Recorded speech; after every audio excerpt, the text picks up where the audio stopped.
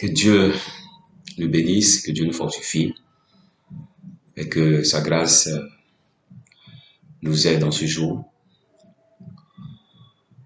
pour recevoir notre salut, le salut éternel qui est si précieux pour chacun de nous. Et comme nous le savons, Dieu parle tantôt d'une autre, tantôt d'une manière dont nous prenons garde. Nous demandons à ce que chacun soit attentif à cette parole pour nous ce jour. Bien-aimés, j'ouvre la Bible dans le livre de Ephésiens 4, le verset 17, je lis. Voici donc ce que je dis et ce que je déclare dans le Seigneur, c'est que vous ne devez plus marcher comme les païens qui marchent selon la vanité de leurs pensées. Je relis, voici donc ce que je dis et ce que je déclare dans le Seigneur, c'est que vous ne devez plus marcher comme les païens qui marchent selon la vanité de leurs pensées. Éphésiens 4, verset 17. Voilà. Et donc, quand nous regardons ce passage, nous voyons que la Bible parle des païens. Et un païen, c'est celui qui ne connaît pas Jésus-Christ, qui ne connaît pas la volonté du Seigneur Jésus-Christ. Un païen, c'est celui qui n'a pas accepté Jésus-Christ de Nazareth comme Seigneur et Sauveur. Il n'a pas la connaissance de la volonté de Dieu. Et c'est celui-là que la Bible appelle païen. Malheureusement, aujourd'hui, le chrétien veut vivre comme le païen. L'Église, en général, veut marcher comme les païens.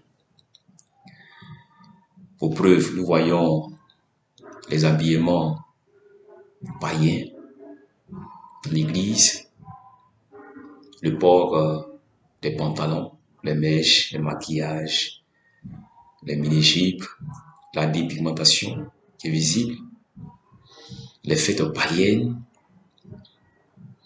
l'alcool, plein de choses païennes qui se présentent aujourd'hui dans l'Église, sous les regards des conducteurs, des pasteurs, des prophètes, des bishops, sous le regard de ceux-là même qui se font appeler les pères. C'est malheureux. 1 Jean 2, verset 15, il est dit clairement que n'aimez point le monde, ni les choses qui sont dans le monde. À ceux qui aiment le monde, l'amour du Père n'est point en lui. Et il y a plein de passages qui révèlent que le chrétien doit avoir une vie qui est différente à la vie des païens. C'est malheureux de le constater aujourd'hui. Et aujourd'hui, on veut se justifier avec des raisonnements théologiques. On veut se justifier avec les titres. C'est malheureux. La Bible est là. Revenons à la parole du Seigneur Jésus-Christ. La vérité se trouve dans la bouche du Seigneur Jésus-Christ. Ce n'est pas dans la théologie. Ce n'est pas dans les titres. C'est pourquoi il faut revoir la Bible. Parce que c'est malheureux. C'est malheureux. Aujourd'hui même, quand on regarde les fêtes, c'est malheureux que les chrétiens continuent encore de fêter la fête de Noël, qui est une fête païenne. Elle n'est pas inscrite dans la Bible. Elle n'a pas été recommandée par le Seigneur Jésus-Christ. Jésus-Christ n'a jamais fêté la fête de Noël. Les apôtres non plus. Et pourquoi est-ce qu'on en fête aujourd'hui dans l'église? La Saint-Valentin, les fêtes des pères, les fêtes des mères. C'est les fêter. C'est malheureux. Les mèches, les maquillages, les habillements mondains, c'est malheureux. Il faut revenir à la parole du Seigneur Jésus-Christ. Raison pour laquelle le Seigneur a dit, mon peuple périt par manque de connaissance. Et aujourd'hui, c'est tout le peuple. Les pasteurs en font partie, les prophètes en font partie, les apôtres, les évangélistes, les docteurs.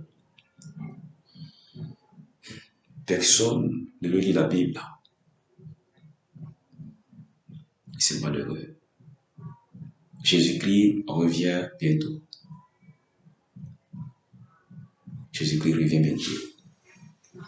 C'est pourquoi, bien-aimés, la Bible est encore au devant de nous. Lisons-la avec le Saint-Esprit de Dieu, dans un esprit d'humilité,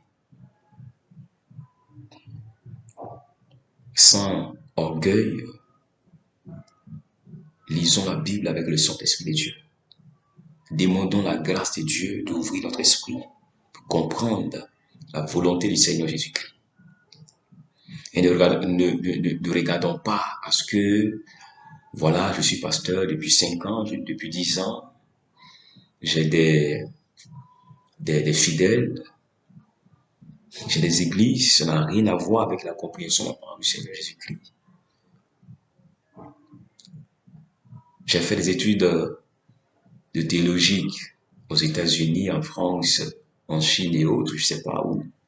Ça n'a rien à voir avec la connaissance de la parole du Seigneur Jésus-Christ. C'est une révélation accordée par Dieu, la connaissance de la parole de Dieu. Elle est accordée par Dieu. Elle n'est pas accordée par une école théologique.